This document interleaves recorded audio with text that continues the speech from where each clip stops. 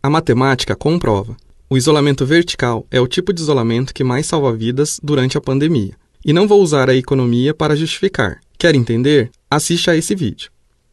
Meu nome é Maurílio e o objetivo do vídeo é compartilhar resultados que obtive há algum tempo sobre o efeito do isolamento vertical na variação do número de óbitos e da demanda em saúde. Esse vídeo não é sobre economia, é sobre saúde. Não é sobre o futuro, é sobre o presente. É sobre as consequências do nosso sistema de saúde durante a pandemia. Antes de continuarmos, precisamos entender algumas coisas. Uma delas é conhecer um pouco sobre os tipos de isolamento. Temos 3 tipos principais de isolamento: o isolamento vertical, o isolamento horizontal e o lockdown.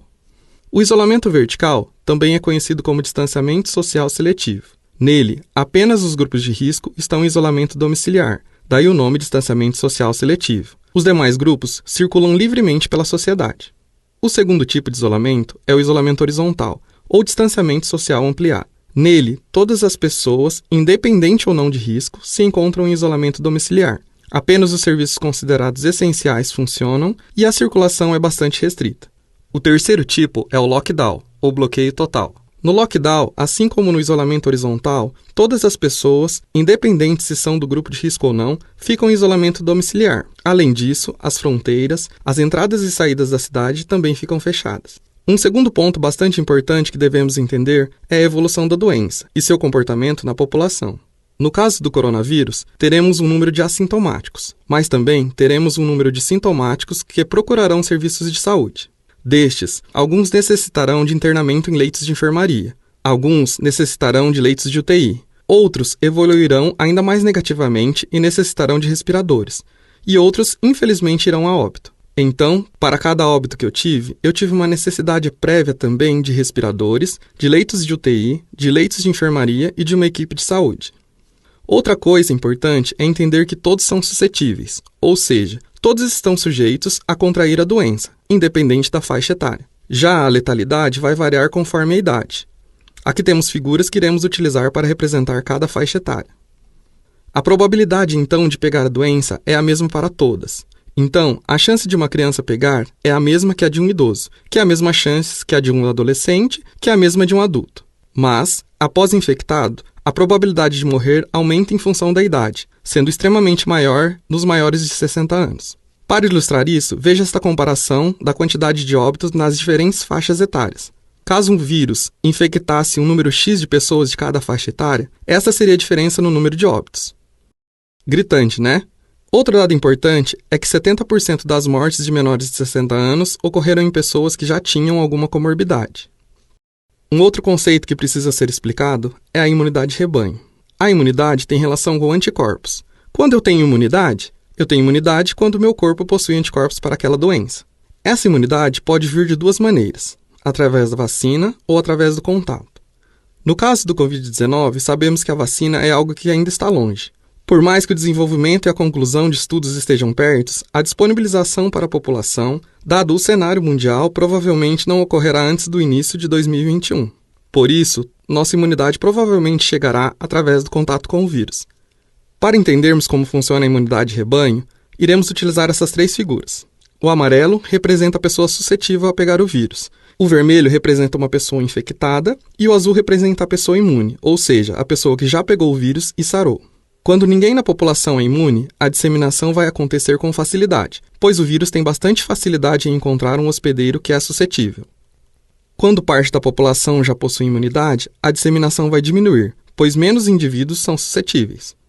E quando 70% da população já está imune, a disseminação é controlada, pois o vírus tem bastante dificuldade em encontrar alguém suscetível. Assim, a cadeia de transmissão é quebrada e eu tenho a imunidade rebanho. Então, sem vacina, é inevitável que 70% da população pegue o coronavírus. E aí vem a pergunta mais importante de todas. A questão é: quem estará nos 70% que pegarão a doença na formação da imunidade rebanho? Essa é a pergunta que devemos responder, e aqui temos que ter cuidado com a nossa escolha. A resposta é que depende do tipo de isolamento que adotarmos, e isso influenciará na quantidade de óbitos e na demanda em saúde. Para explicar, vamos entender o que acontece quando não temos nenhum tipo de isolamento. Neste caso, a composição do meu rebanho imune vai seguir a proporção natural da população, mais ou menos como nesta figura, que representa a distribuição da população brasileira por faixa de idade. Então, a composição do rebanho vai seguir mais ou menos essa proporção. Terei nele pessoas de todas as idades, pessoas com comorbidades e também pessoas saudáveis. E no caso do isolamento horizontal, o que acontece? Nele, a composição do meu rebanho não vai ser alterada. Por quê? Pois todo mundo está numa mesma situação. Todos estão em isolamento domiciliar. Assim, a chance de ser infectado é a mesma, independente da idade. Ou seja, a composição do rebanho não vai ser alterada, e a proporção natural da população será mantida uma vez que todos vão estar isolados. No isolamento horizontal, assim como sem nenhum tipo de isolamento, a chance de cada faixa etária pegar é a mesma. Já com o isolamento vertical, isso muda, pois nós teremos uma alteração na composição do rebanho. Por quê? Pois a presença do grupo de risco no rebanho cairá significativamente, uma vez que apenas ele vai estar em isolamento, e todos os outros estarão circulando normalmente. Como a probabilidade de quem está circulando pegar o vírus é muito maior do que quem está isolado, então a probabilidade do meu rebanho ter proporcionalmente menos pessoas do grupo de risco é muito maior. Quanto mais eficaz eu for no meu isolamento vertical, menos pessoas do grupo de risco entrarão na composição do meu rebanho imune. E aí, precisamos entender o impacto dessa seletividade do isolamento vertical na redução de óbitos e na demanda de saúde. Para medir esse impacto, vamos utilizar apenas os maiores de 60 anos como grupo de risco.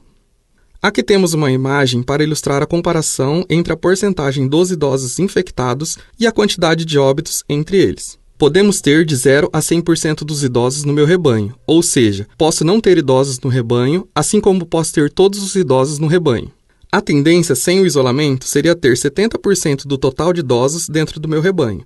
Não estou falando que o rebanho é formado por 70% de idosos. Como o rebanho é formado por 70% da população, e quando eu não faço isolamento ou quando eu faço isolamento horizontal, a proporção não se altera, a probabilidade de pegar o vírus continua sendo a mesma em todos os grupos. Naturalmente, 70% dos idosos entrarão no meu rebanho, assim como 70% das crianças, 70% dos adolescentes, 70% dos jovens e 70% dos adultos. Assim, a tendência com o isolamento horizontal é esta linha laranja, a mesma tendência que teria se nenhum isolamento fosse feito. Conforme eu diminuo a porcentagem dos idosos no meu rebanho, a proporção de óbitos também diminui.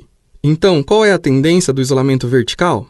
A tendência é a de que, quanto mais eficaz eu for, vou colocar menos idosos no meu rebanho imune, pois o princípio do isolamento vertical é isolar os grupos de risco. E, ao mesmo tempo que ele isola os grupos de risco, os outros grupos vão circulando. Quem está circulando tem muito mais chance de contrair o vírus, e isso é uma tendência. Vamos conseguir isolar 100% dos idosos? Não, mas certamente conseguiremos isolar algo entre 70% e 80% com relativa facilidade, fazendo com que apenas de 20% a 30% dos idosos estejam no meu rebanho, ao invés do natural, que seriam 70%. Aqui nós temos a divisão da população brasileira por faixa de idade. Com base nesses números, foi feita esta tabela que demonstra o efeito que a seletividade tem na redução do número de óbitos e na demanda em saúde. Vamos tomar como base a linha laranja com 100 óbitos, uma vez que este seria o número de óbitos que ocorreria em uma fração da população com um isolamento horizontal ou sem isolamento algum. Como a variação da proporção é real, uma vez que foi calculada baseada no perfil demográfico brasileiro e nas taxas de letalidade da doença, podemos perceber com o resultado o tamanho da diferença que o isolamento vertical faz. Nessa fração populacional, com o isolamento horizontal eu teria 100 óbitos e uma respectiva demanda em saúde. Sabemos que proteger 100% dos idosos é impraticável, mas se eu fizer o isolamento vertical e conseguir proteger 70% dos maiores de 60 anos e somente 30% deste grupo de risco fizer parte do meu rebanho, olha o que acontecerá com o número de óbitos e com a demanda em saúde. Teremos uma redução de 47,6%. Com isso, ao invés de termos 100 óbitos, teremos 52, uma redução de quase metade dos óbitos e da quantidade necessária de respiradores, de leitos de UTI, de leitos de enfermaria e de equipes de saúde. Bastante, né? E pode melhorar, pois quanto maior for a eficácia em isolar os idosos, ainda maior será essa redução.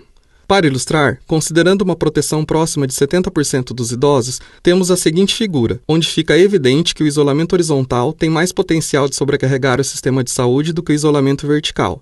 E se incluirmos os demais grupos de risco nos cálculos, as diferenças serão ainda maiores, já que a maioria dos óbitos de menores de 60 anos são de pessoas com comorbidades.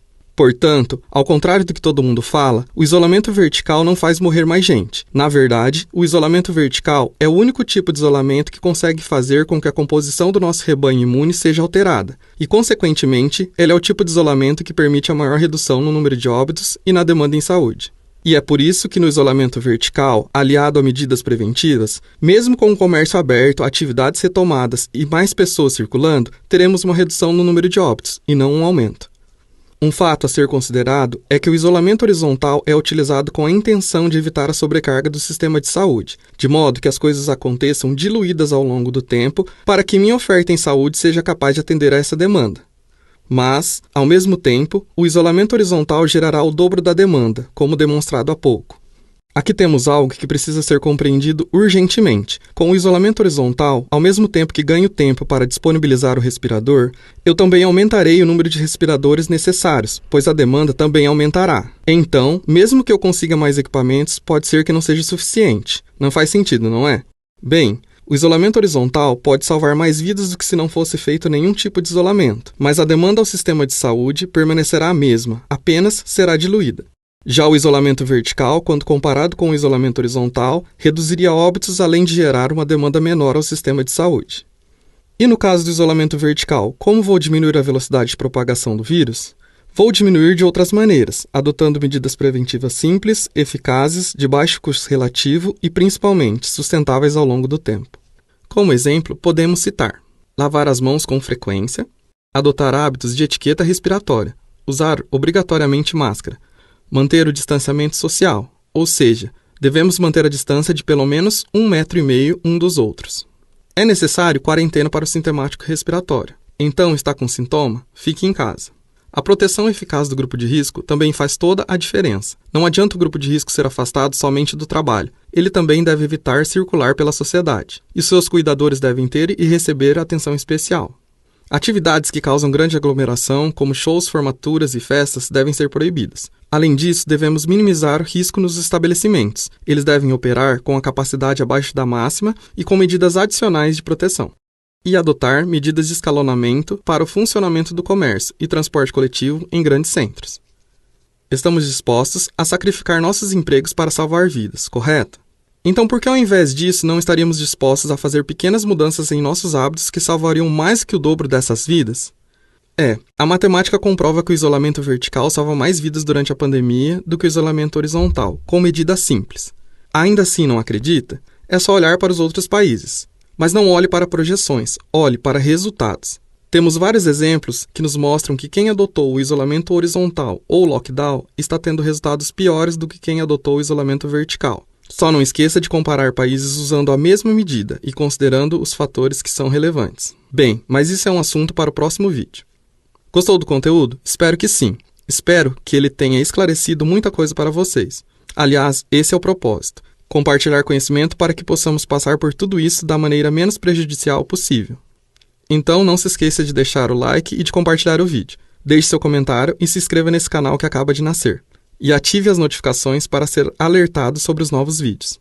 Até o próximo vídeo.